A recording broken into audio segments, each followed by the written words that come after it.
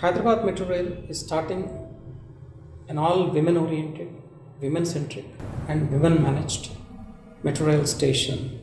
It's perhaps for the first time in the world, because in India it's definitely first time, in the world also I have not seen anywhere an entire metro station being dedicated to women.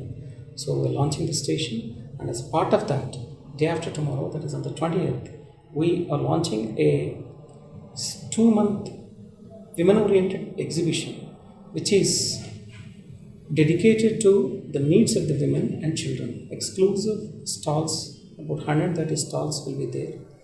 They will cater to different needs of women and children. It's a unique project.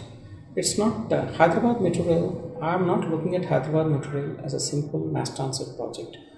Most of the metros in the world, they are built by railway engineers as engineering projects, transportation engineering projects. Whereas here, I look at it as an opportunity to redesign an Indian city as a people-friendly green city, number one. Number two, I have a bigger socio-economic agenda. It's a good opportunity to address different social and economic problems of different segments of the society through this project. Complete metro station is under CCTV surveillance. There are 66 cameras at every metro station so that women feel safe and we can catch the culprits if they're indulging in anything. That's one aspect. Another aspect is that SHE teams are going to support us. SHE teams of Telangana government, they have already created a good psychological security feeling for women employees, women and girl students and others who commute by public transport. So we have tied up with National Academy of Construction, NAC, Hyderabad.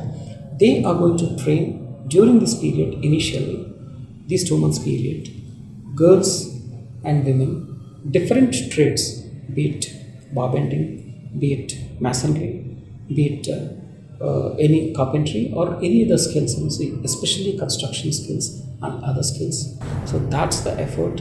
With this bigger aim, I have appealed to many prominent women of the city who happen to be my good friends. They have come forward, they have liked this idea.